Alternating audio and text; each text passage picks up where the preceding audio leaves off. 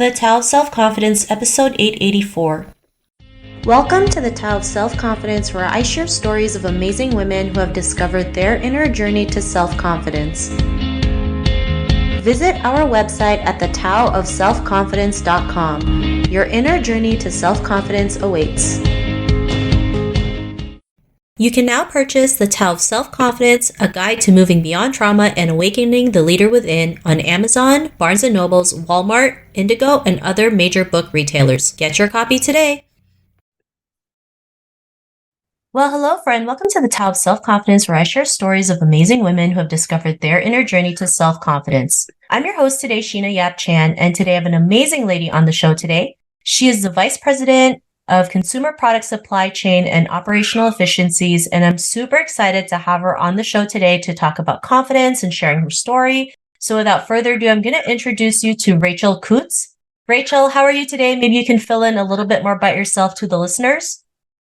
Absolutely. Hi, Sheena. Hi, everyone. I'm so excited to be here. This is such an important conversation. And by the way, I'm a big believer in fake it until you make it, and, telling yourself you've got this, even if you're not sure that you do. I lead the AT&T supply chain for all of our consumer products. So if a consumer interacts with it, my team is responsible for the full end-to-end. So think of cell phones, think of broadband devices and all the accessories that go along with it. So I've got teams that not only negotiate with suppliers like Samsung and Apple, but I've got teams who then do all of the logistics. So getting them from Asia to the United States and then getting them into our retail locations and directly to customers. My team is also responsible for anything related to getting those devices back, and then how we make money on devices that we get back. My team is also responsible for the overall product quality, and as well as our very, very established, in fact, we just won #1 diverse supplier diversity program from Fair 360. So we own the supplier diversity and supplier sustainability organizations as well. Awesome. Well, thanks for sharing that, and congrats for winning that award. And Rachel, what's your cultural background? So, this is a really interesting question for me, because I grew up wanting to be as white as possible. I wanted to be blonde and skinny. And what's interesting is I was always very proud of my dad's side, because we have ancestry that dates all the way back to the Mayflower. So I've even read certain names of my family in history books regarding the Civil War and the Revolutionary War and things like that. So that to me was, oh my gosh, that must mean I'm something. But on my mom's side, her grandparents were actually immigrants from Italy. And I never embraced that. Never. I was just always like, okay, that's not what white middle class is.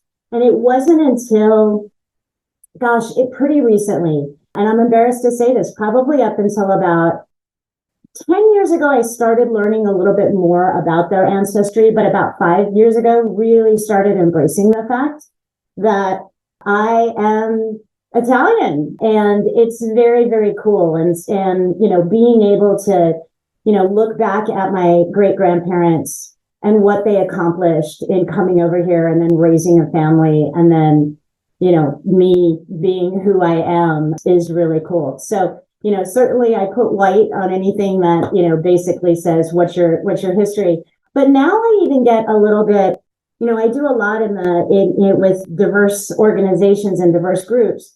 And they always say, oh, what's your background? And I say, well, I'm Italian. So I really, really thoroughly embrace how I look and, who I am. Awesome. Well, thanks for sharing that. And it's funny that you mentioned you wanted to grow up with blonde hair and blue eyes, because that's what I wanted to grow up as well, because I never saw anybody in the media that looked like myself.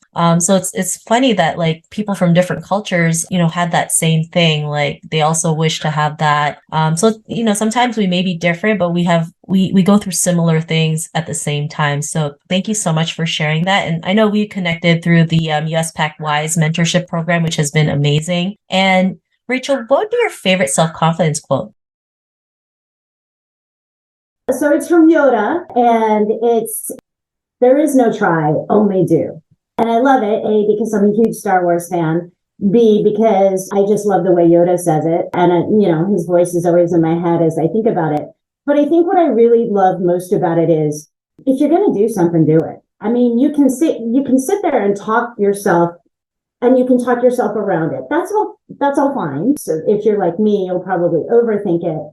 But talking about it and not doing it, I think is just one of the most exasperating things ever. Like we all have those friends who talk about things they want to do or talk about how wouldn't it be great to go do this. And, the first conversation is always great. It's the subsequent conversations where it's just like, yeah, are you going to do this or not? Like I'm a big believer in action.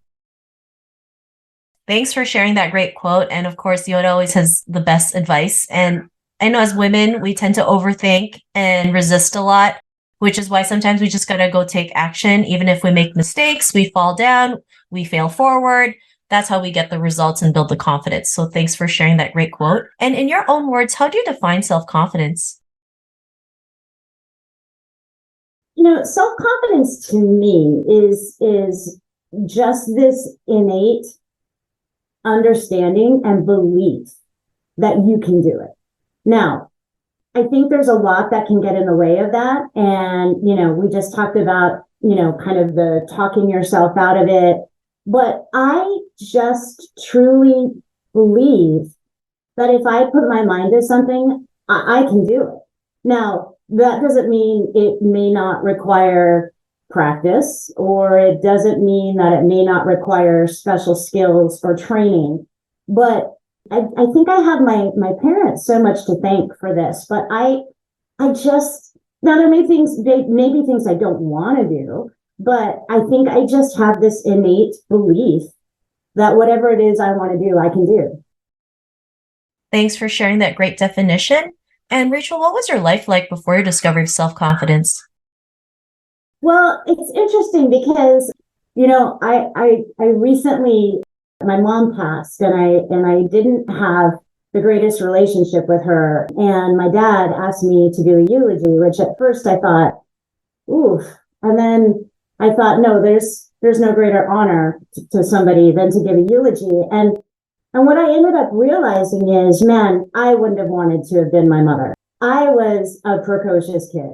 I mean, when I talk about this innate belief that I could do anything, it was also this innate belief that I should be able to do anything. So imagine that as a kid, like you're specifically told not to go do something, and what are you going to do? You go and do it. So I don't ever remember a time not having this self-confidence. I would say more often than not, I know that I've had many times where I've doubted it, meaning I innately believe I'm really good, but I am really able to talk myself out and say that I'm not, or to say, oh, maybe I'm not as good as I think I am, or, oh, this failed. And instead of looking at all the different reasons why it failed, I always immediately turn to me. Like I did something. I'm the reason it didn't work. And so I think this self-awareness, which can be a gift, can also be that voice, that person, that evil DJ in your head that tells you all of the different reasons why you're not enough.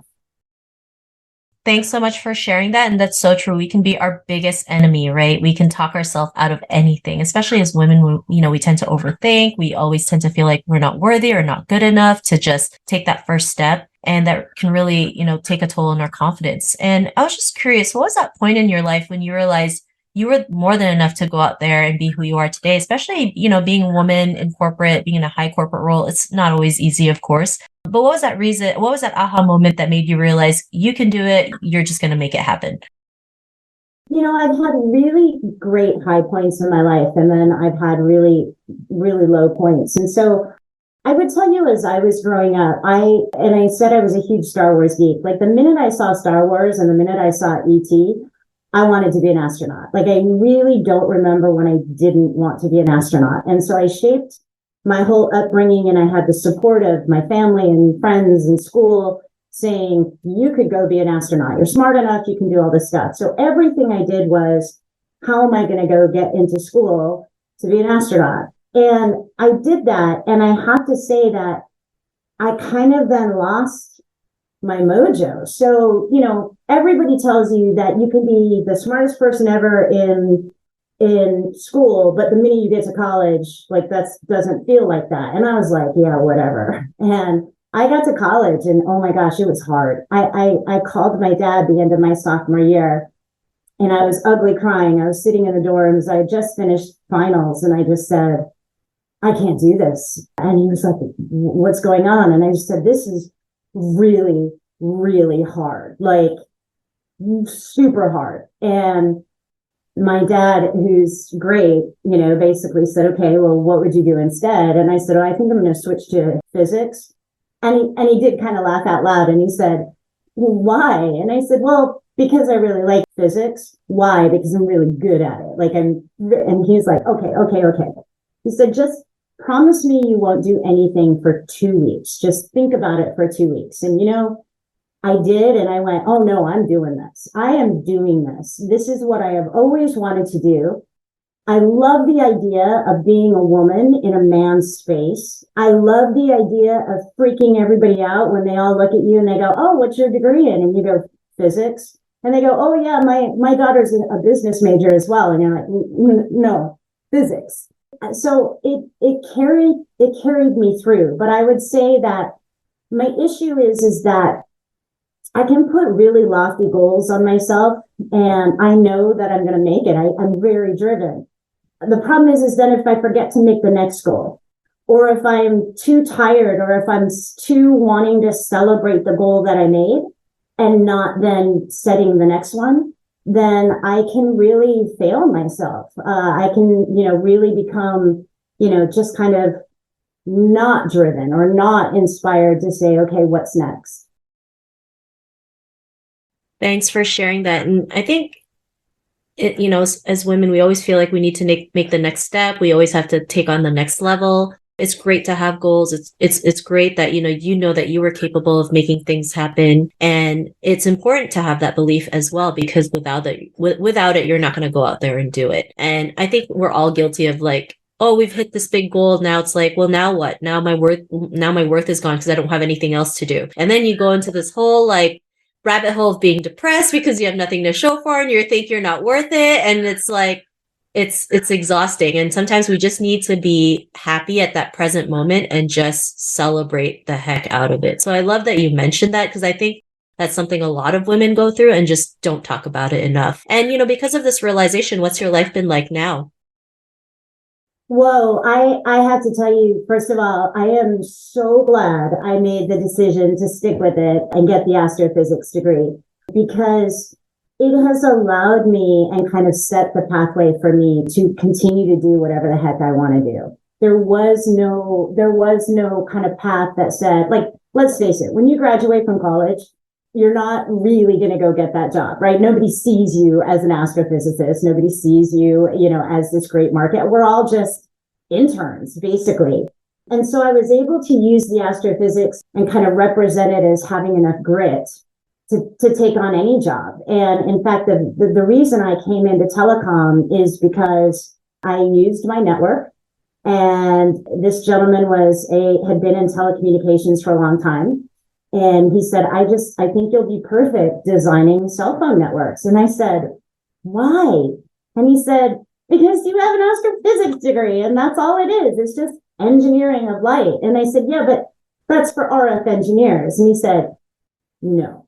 And I said, well, I don't even know the first step. And he said, I want you to seriously go read RF Engineering 101 or RF Engineering for Dummies. And then when you go to the interview that I'm going to set up for you, he said, I just want you to be able to talk, like you would talk to anybody. I had been in the restaurant business for a long time, so I really enjoy being with customers. And he said, I want you to talk to this person as if he came to sit at your bar and just happened to start talking RF engineering. And I said, that's not going to work. And he goes, trust me. And I did it. And I was the very first RF engineer hired at this company, which really set my path. But then I will tell you what it did was, okay, so I was still I would always tell people, listen, I'm a technologist, but I love the customer experience, whether it's sales, whether it's strategy, whether it's customer care. I never forgot how much I loved being in the restaurant business, which I think became more amplified as I moved up on the technology side, because I realized what I was really good at was translating really difficult things and making it approachable, whether it's to customers or other parts of the business. And so I realized that even though I'm very proud of my technology background, that I really wanted to get closer to customers. And so whether that be strategy or business development or sales or something in operations, that's how I came to supply chain, because the business believed in me, believed that I did have a good understanding of the business, and said, why don't you go talk to supply chain? And I now have been doing supply chain longer than I was doing technology. And I just love it because the two are very similar. It's operations focused on the product, and the product is satisfying the customers. And so to me, it's almost like this natural evolution of everything that I really, really like. And my approach to whether it was technology or now supply chain is, there are a lot of things we know how to do. Supply chain is well known to be, to know how to save money. But saving money means nothing if you're not satisfying the customer. So let's move the cost savings aside. Let's move the savings aside. What does the customer need? How do we best serve a customer? And then we know we'll build it the most efficient way. So, we're a revenue enabler first and foremost. And then our responsibility is to build it as efficiently as possible to then, grow margin. But that's really I think, difference as it relates to being in, kind of these more operational roles, is making sure that we never lose sight of why we're doing it. And that's because of the customer. Thanks for sharing that. And, I love how you just, went for it, right? And it's like, what's the worst that could happen? Look where you are today, because you knew you were capable. There's people who also supported you along the way, and you're still in this industry, in the supply chain, and making things happen. So thanks for sharing that. And if our listeners were tuning into your episode and they were in a similar journey to self-confidence, what would be that one tip you'd give to them? You have to have people around you who care about you. And more than just that, you have to trust that they care about you, because as we've talked about, Sheena, we're our own worst enemies. Like it's disappointing, but it's also just reality for many of us that we will beat ourselves up and have a hard time saying great things about us. And the people around you need to do that. And you need to trust what they're saying. I have an amazing husband. I've, got amazing parents who supported me. I've had amazing mentors along the way. And so the trick is that you have to listen to them. Don't dismiss them. Make sure that you've got people who understand you and know how you tick, and know that you're probably going to be the first one to say, oh, this is all my fault. And them saying, well, wait a minute, let's take a better look at this. Maybe this could have gone better, but what would you do next time? And so, nobody's an island. And I say that, but it's taken me a long time to realize that, quite honestly. It's taken me a long time to realize that I need that network, and I need these people around me who are going to offer me different opinions or get me out of my funk or help me to realize that I'm pretty great. Thanks for sharing that great tip. And if our listeners wanted to get to know a little bit more about you and what you do, is there any links or social media profiles we can connect with?